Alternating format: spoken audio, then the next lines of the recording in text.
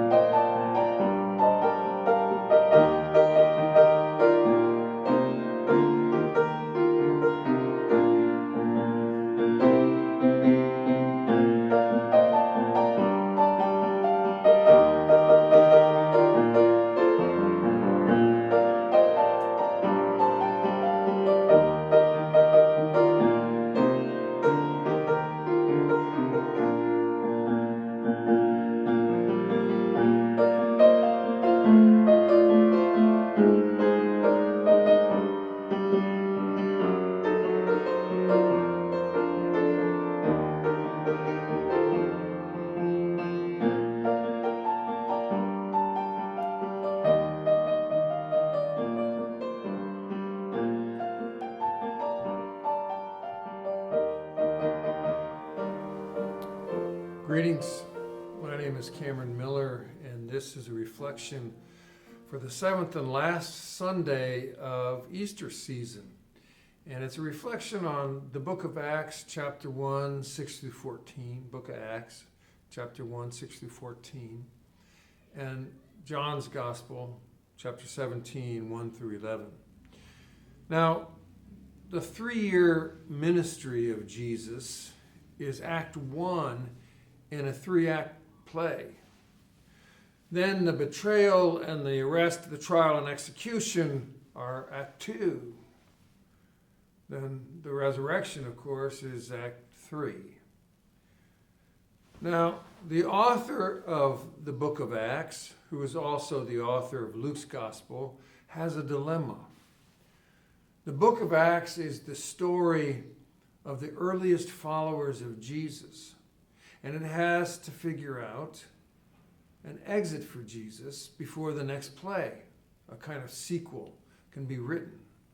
So the book of Acts sometimes gets referred to as a history of the earliest church, but it's a story, not a history.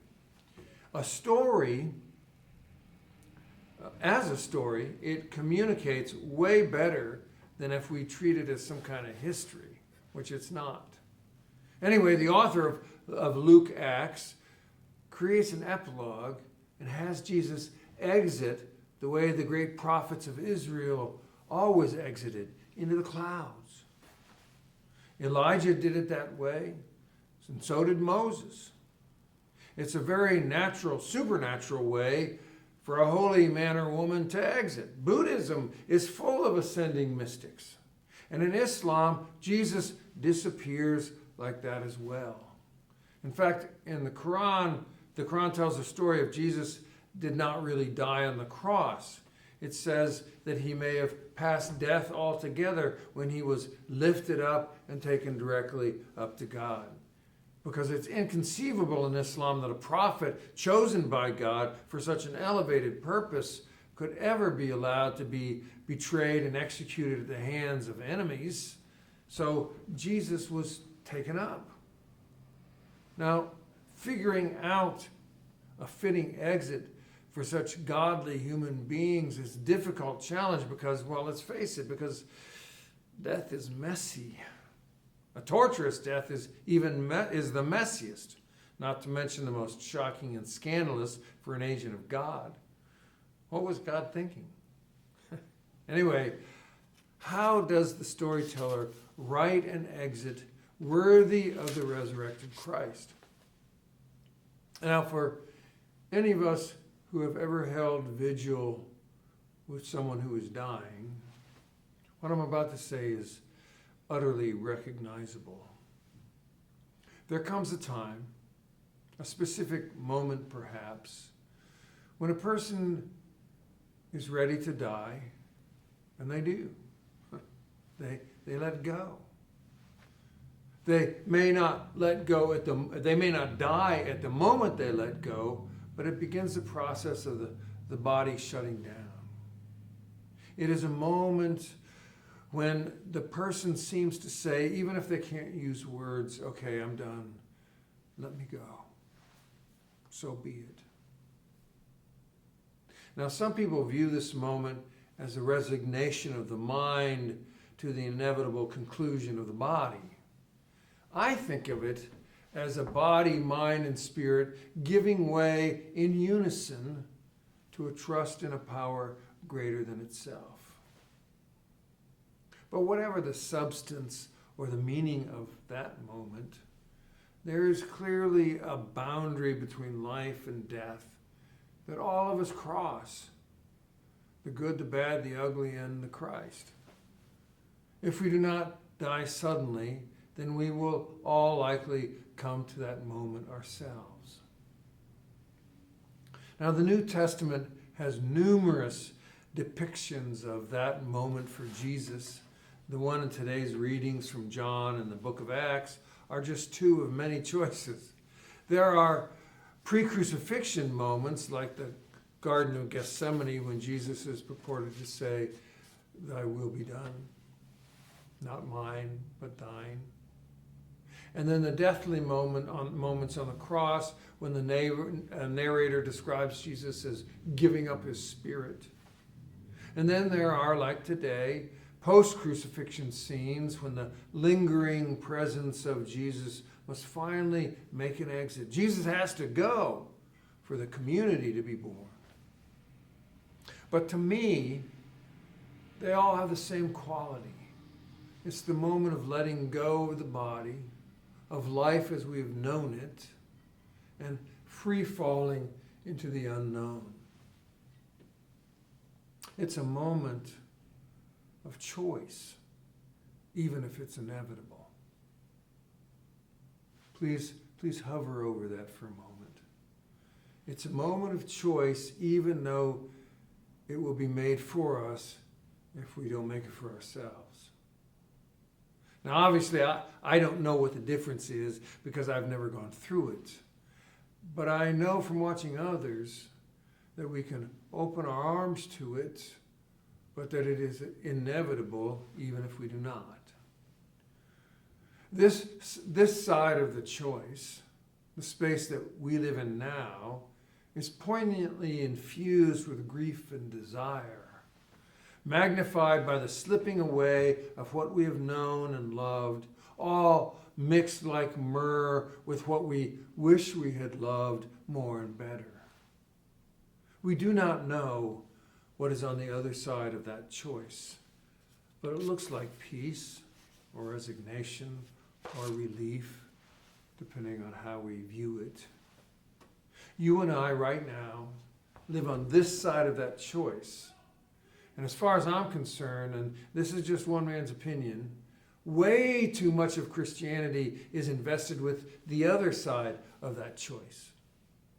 I think it's an enormously profound act of faith to be engaged in a spiritual practice that pays very little attention to the other side until we get there. Personally, it seems to me that the primary act of faith is to trust God with the unknown and focus on this side without anxiety about the other side. Martin Luther King Jr. said it best. The question is not what we're willing to die for, it's what we're willing to live for. So I'll ask you, and myself along with you, what are you living for? What are you living for? I'm gonna tread on thin ice here because it might be messing with your idea about Jesus. So take this with a grain of salt. I do not think Jesus meant to die, not when he did.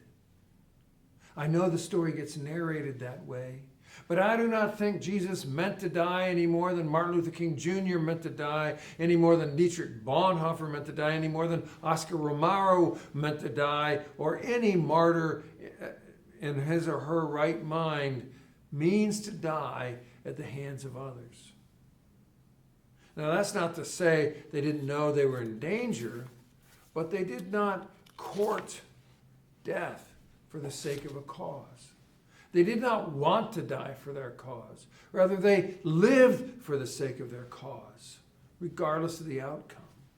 They knew what they were living for. And if it cost them their life, well, then they were not going to measure the cost. What gets lost in the death of martyrs is what they're living for and the power of that decision. Jesus knew what he was living for. And the Gospels tell us about it over and over and over and over again. Jesus knew what he was living for. His messy, torturous death turned Jesus' life into a wick illuminating the darkness long after his last breath. Any star that burned out millions of years ago continues to flicker across the darkness of space. And because of what he lived for and how he lived, Jesus is a candle that still burns. So I think we are misguided to focus so much on how Jesus died rather than how he lived and his choice to surrender. Now, there is a hard but spectacular wisdom at the core of our spiritual tradition that is so obvious that I think we live in its light but often forget about its presence. Anyone who has ever loved deeply, who has ever loved out beyond the boundary of self, knows the heartbeat of this wisdom at the core of our spiritual tradition. It is this: the wick of holiness that siphons God into our hearts like an artesian well moves the lifeblood of the earth to its surface, is one person's willingness to disappear so that someone else may live. But that choice is made in advance. You know, the choice of what we live for makes our disappearance a possible outcome under unexpected circumstances. A firefighter, for example, who enters a burning building to save a life, even the life of a stranger, knows what he or she is living for. A human rights worker who lives precariously on the margins of violence and is murdered while non-violently advocating or assisting those more vulnerable knows what she or he is living for. The healthcare professional who enters a quarantine zone in order to care for dying victims or to find out what's killing them knows what he or she is living for. A combatant who willingly enters into armed struggle in service of her or his homeland knows what they're living for. We can understand parents endangering themselves for their children. We get that. But harder to understand is the risk of one's life in order that a stranger may live. It is an act rooted in an idea or a belief or a hope that is greater than one's own life, and it illuminates the darkness when it takes place. It defies the logic of self-preservation to willingly, to perhaps even unnecessarily risk one's life on behalf of others or in the service of an idea is stunning.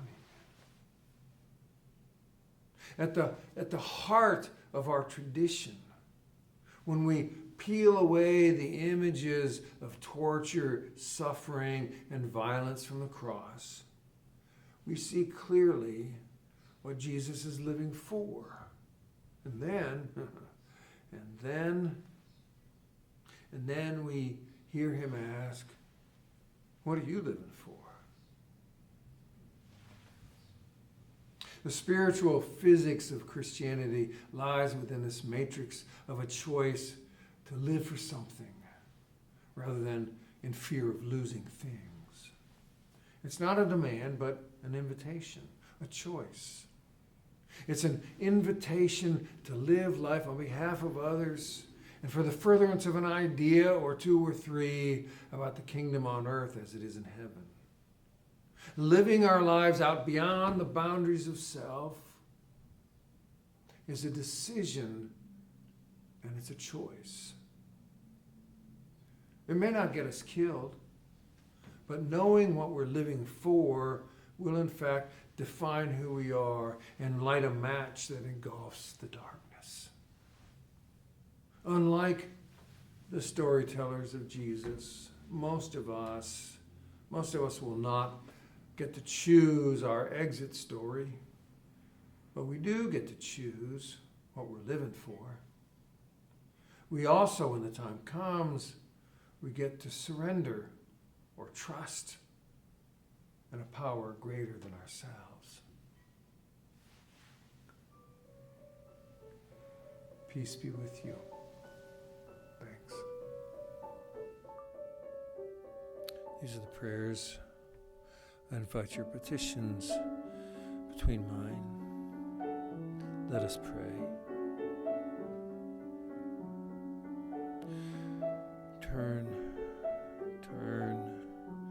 Turn us around, beloved. that our hearts may begin with gratitude for the abundance of our lives rather than fear of scarcity. And with that in mind, we begin by thanking you for all the gifts so freely bestowed upon us.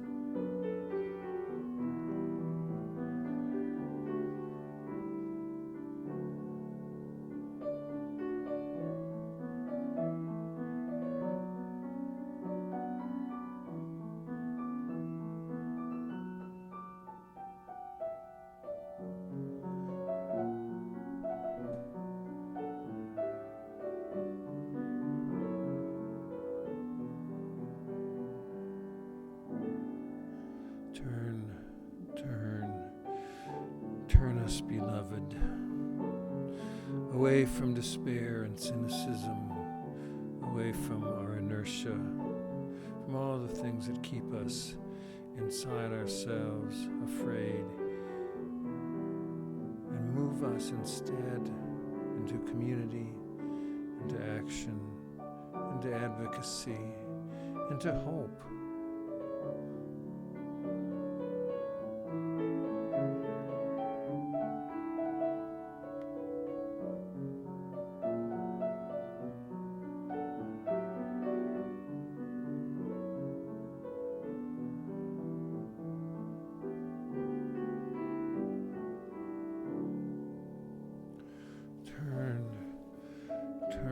Turn, beloved. Our minds that are focused on our woundedness, on old hurts, on those things that have crippled us and held us back. And instead, move us into a freedom of motion within ourselves, a freedom of mind, a freedom of heart. Move us into venturesomeness, into one day at a time, into serenity.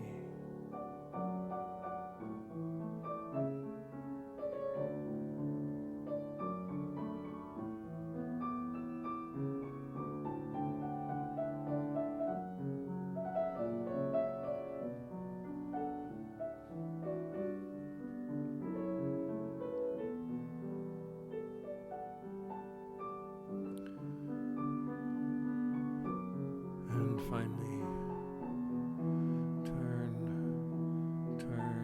turn us, beloved, so that we may move through our griefs and move through our healing and move through our illnesses, that we may be strengthened, that we might turn around, that we might climb out and up, that we may be made free, empowered by your love. All this we ask and give you thanks, and give you thanks.